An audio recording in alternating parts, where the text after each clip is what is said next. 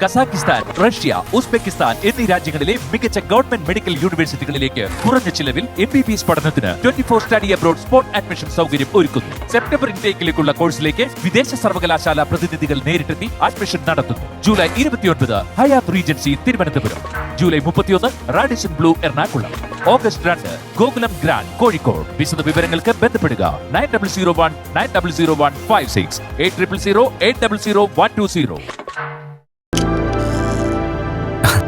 Sir, ആരാ ഇത്? മാർക്കോയോ? വാ ഇരിക്ക്.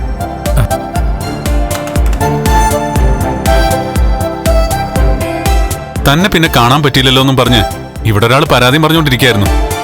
വിളിച്ചാൽ കിട്ടുന്ന ഫോൺ നമ്പർ ഒന്നും ഇല്ലല്ലോ. അതുകൊണ്ട് താൻ വന്നാലേ തന്നെ കാണാൻ പറ്റൂ, അല്ലാതെ കോണ്ടാക്ട് ചെയ്യാൻ ഒരു മാർഗവും ഇല്ല. സാറും സാറിന്റെ വൈഫും ഒക്കെ മനസ്സിൽ എന്നെ കുറിച്ചൊന്ന് ചിന്തിച്ചു കഴിഞ്ഞാ ഞാൻ അവിടെ എത്തും. മഹി പറയുന്നുണ്ട് തനിക്ക് ദൈവങ്ങളുമായിട്ട് എന്തോ അടുപ്പമുണ്ടെന്ന്. അങ്ങനെയൊന്നുമില്ല സാറേ, ഞാൻ അമ്പലത്തിൽ പോകാറുണ്ട്, ദൈവവിശ്വാസിയുമാണ്. എന്നുവെച്ച് അന്ധവിശ്വാസിയോ അമിത വിശ്വാസിയോ ഒന്നല്ല. ചില ആൾക്കാരെ നമ്മൾ പരിചയപ്പെട്ട് കഴിയുമ്പോ അവരെ വീണ്ടും വീണ്ടും കാണണം തോന്നും. അങ്ങനെ ഒരു അവതാരോ താനും. അത് തോമസ് സാറും പറയും.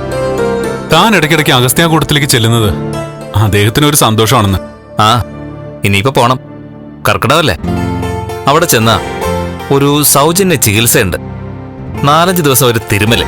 എന്നുവെച്ചാ അത്യാവശ്യം തല്ല് കൊടുക്കുന്നതിനൊപ്പം തല്ല് കിട്ടുന്നുണ്ടല്ലോ. അപ്പോ ബോഡി ഒന്ന് സെറ്റാക്കണ്ടേ? എനിക്കും ഉടനെ അങ്ങോട്ട് പോണം. അടുത്ത ട്രീറ്റ്മെന്റ് തുടങ്ങാനുള്ള സമയമായി. അല്ല, ആ സമയത്ത് ഞാനിവിടെ വന്നോളാം. അവിടെ ഒരു ദിവസം സാറിന് കൂട്ടിരിക്കാം. പകൽ സമയത്ത് സാറിന്റെ ഭാര്യ അവിടെ കാണില്ലല്ലോ. കൂട്ടിരിക്കാൻ അറിയാലോ, ആനന്ദമുണ്ട്.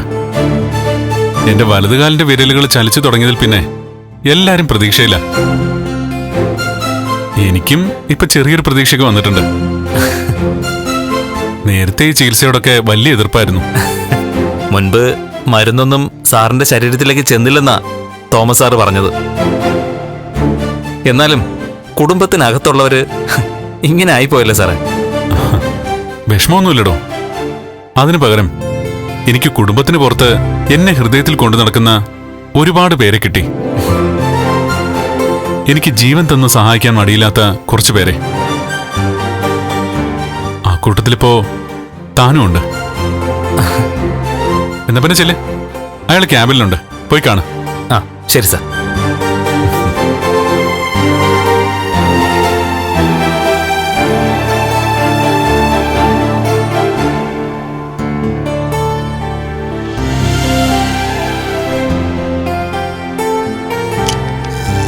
May I come in, madam? Yes.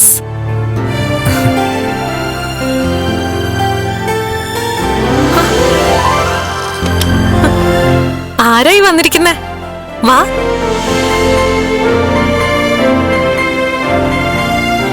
കണ്ണേട്ടനെ കണ്ടായിരുന്നോ? ബോസിനെ കണ്ടിട്ടാ ബോസിന്റെ വൈഫിനെ കാണാൻ വന്നത്. ഞങ്ങളിപ്പോ ഏതു നേരവും സംസാരിക്കുന്നത് മാർക്കോയെ പറ്റിയാ.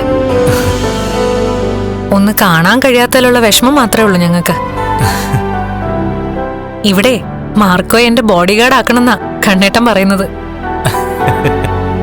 എന്റെ മാത്രല്ല, കണ്ണേട്ടന്റെ ബോഡി ഗാർഡായിട്ട് ഇവിടെ തുടർന്നൂടെ? അതിനുള്ള മറുപടി ഞാൻ നേരത്തെ പറഞ്ഞതാ. അങ്ങനെ എവിടെയും തളയ്ക്കപ്പെടാൻ ഞാൻ ഉദ്ദേശിക്കുന്നില്ല. മഹാലക്ഷ്മിയും കണ്ണൻ സാറിനെ പോലെ എന്റെ സഹായം ആവശ്യമുള്ള ഒരുപാട് പേരുണ്ട് പുറത്ത്. അവർക്കൊക്കെ സഹായം ചെയ്യണം.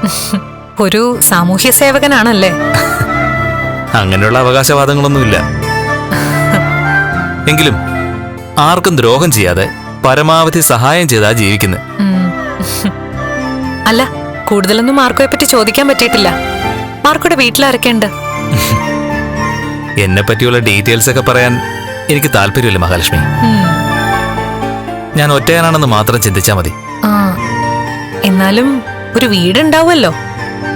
വീടില്ലാത്തവരും ഈ ലോകത്തില്ലേ? അനാഥനാണോ? ഇപ്പോഴല്ല, മഹാലക്ഷ്മിയും കണ്ണൻ സാറും ഉൾപ്പെടെയുള്ള ഒരുപാട് പേര് എനിക്ക് ബന്ധുക്കളായിട്ടുണ്ട്. ഞാൻ ചോദിച്ചതിന് ഇങ്ങനൊരു മറുപടി അല്ല പ്രതീക്ഷിച്ചത്. എനിക്ക് ഇങ്ങനെ ഒരു മറുപടി പറയാനേ അറിയാവൂ. പക്ഷേ ഞാൻ സത്യസന്ധമായിട്ടൊരു കാര്യം പറയട്ടെ. എന്റെ മനസ്സിലിപ്പോ ദൈവത്തിന്റെ സ്ഥാനം മാർക്കോയ്ക്കുള്ളത്. അതെന്നെ ഒന്ന് രക്ഷിച്ചോണ്ട് മാത്രമല്ല, എന്റെ കണ്ണേട്ടന്റെ കാൽവിരലുകൾ ചലിക്കാനും മാർക്കോയുടെ സാന്നിധ്യം തുണയായിട്ടുണ്ട്. പിന്നെ ഇദ്ദേഹം അടുത്തോട്ട് വരുമ്പോഴേ മൊത്തത്തിലൊരു വെളിച്ചം തോന്നുന്നുണ്ട്. ആ, നമ്മൾ ആദ്യം കണ്ടപ്പോ ഞാൻ മഹാലക്ഷ്മിയുടെ ഒരു കാര്യം പറഞ്ഞിരുന്നു, എന്നെ ഒരു ആങ്ങളയായിട്ട് കാണണമെന്ന്. ആ സ്ഥാനത്ത് നിന്ന് എന്തൊക്കെ മഹാലക്ഷ്മിക്ക് ചെയ്തു തരാൻ പറ്റുമോ അതൊക്കെ ഞാൻ ചെയ്തിരിക്കും.